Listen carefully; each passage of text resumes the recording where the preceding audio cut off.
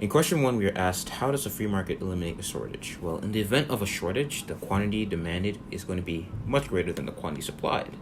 So because of that, buyers who are willing to pay more will signal that willingness by outbidding other buyers. And this provides incentives for the producers to produce more, which means free market regulates itself and settles on an equilibrium based on the supply and demand. So the more buyers are willing to pay, the more the price will be raised to the equilibrium. Question 2, we are asked, when a price ceiling is in place, keeping the price below the market price, what's larger, quantity demanded or quantity supplied? And how does this explain the long lines and wasteful searches we see in price-controlled markets? Well, when a price ceiling is in place, that means that we're going to have a long period of shortage, which means that the quantity demanded has to be bigger. And since the quantity of supply cannot satisfy all the demand, since the quantity of supply is less than quantity demanded, people will tend to waste time and energy on securing these scarce goods. So forming lines to get these products, offering others bribes to get it first before others, and etc. In question 3, we were provided with a graph, and we suppose that the quantity demanded and quantity supplied in the market for milk is as followed, as shown in the graph. Part A, we are asked, what is the equilibrium price and quantity of milk? As we see in the table, we see that at $3, the quantity demanded and the quantity supplied is equal by 3,500 gallons. In Part B, we are asked, if the government places a price ceiling of $2 on milk, will there be a shortage or a surplus of milk? And how large will it be? And how many gallons of milk will be sold? If there's a price ceiling of $2, which is less than the equilibrium price, we're going to have a shortage. The quantity demand is larger than that supplied, which means there will be a shortage. The shortage will be of 4,100, the quantity demanded, minus 2,000, which is the quantity supplied, which will result in 2,100 gallons of milk. But only 2,000 will be sold since there aren't any more produced. For number 4, we are given a problem in which the government forces insurance companies to slash prices by 30%. And we're asked about the ramifications as far as quantity of people with healthcare goes. So overall, the total number of people covered by these insurance companies will decrease. As the companies can't charge as much for insurance anymore, they won't have enough resources to insure as many people as they could before. And the companies won't take as many risks when it comes to selecting clients. They're only going to insure healthier people with a smaller risk of costing the company in the long run. Moving on to question 5, we're taking a look at a price-controlled market of renting apartments. So we have a price ceiling. The consumer surplus is going to be quite a bit larger in the short run, which makes sense because the shortage of apartments is going to grow drastically in the long run. Looking at it graphically to verify, the green highlighted area is the short-run consumer surplus, and the yellow is the long run. For Part B, we are asked to think about how this situation will affect landlords and home builders, the suppliers in this example, in both the long and short run. Taking into account their surplus and the elasticity of the supply curve in both scenarios, it follows that rent controls will hurt landlords and home builders more in the short run than the long run. As time goes on, those suppliers will be able to transfer their skills to another job for a living, while in the short-term situation, they're really just stuck with their losses. And for question 6, we're dealing with another price ceiling on bicycles to make them more affordable.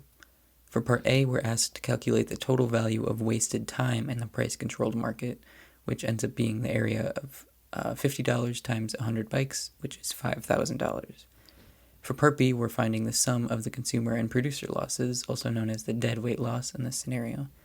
To do so, we take the area of the triangle to the right of the controlled price, bound by the supply and demand curves. That calculation is $50 times 100 bicycles, divided by 2, which is $2,500.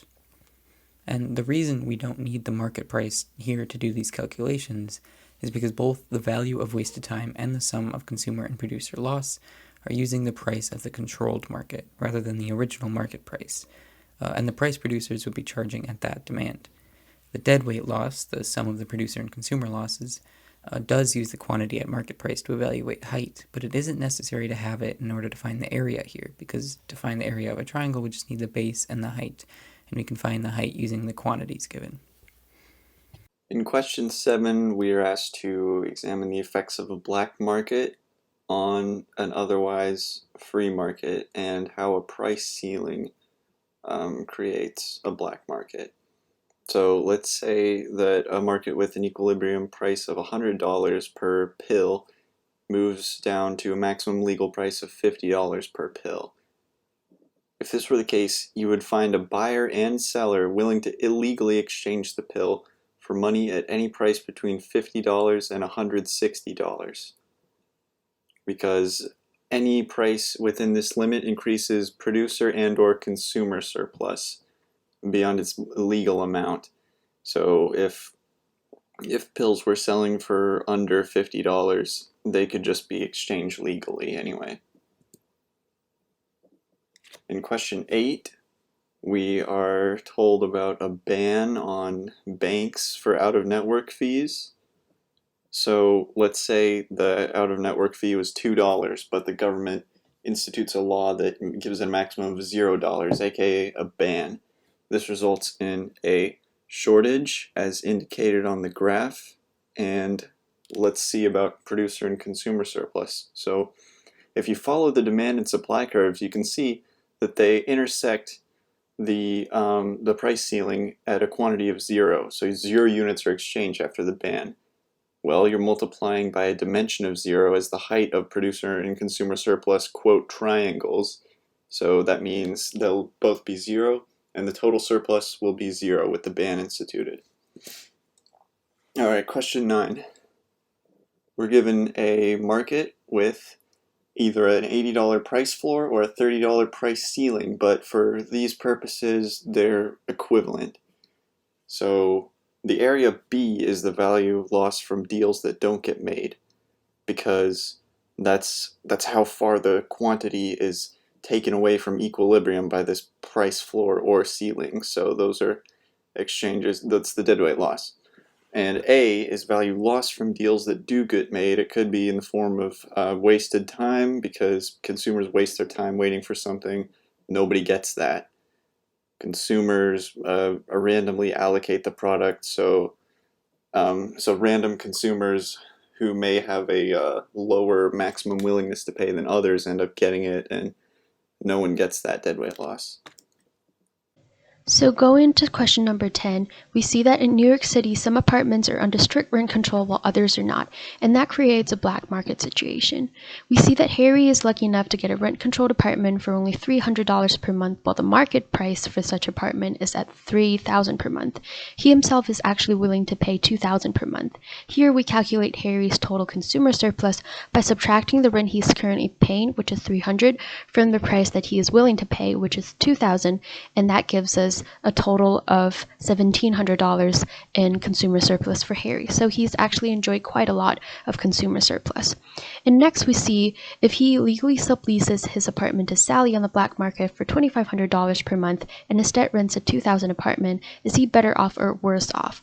So Harry's profit in the case where he breaks the law is, so he gets $2,500 per month from Sally from subleasing it illegally, subtracting the $2,000 he's paying for the house that he's actually living in, and then subtracting the $300 from the rent-controlled rent, and that gives us a $200 per month profit for Harry. But then if he obeyed the law, it's going to be a negative $300 because he has no income from Sally and he is paying $300 per month for the rent-controlled apartment. So we conclude that he is worse off if he had obeyed the law. For question 11, we're asked to evaluate the differences between random allocation versus allocation to the highest value users. So the consumer surplus under the price control for totally random allocation will be 1,000 times 90, which gives us $90,000 in consumer surplus. But if we allocate those products to the highest value users, then we actually get 5,000 more than that. So we have $95,000 of total consumer surplus if the allocation were to the highest value users.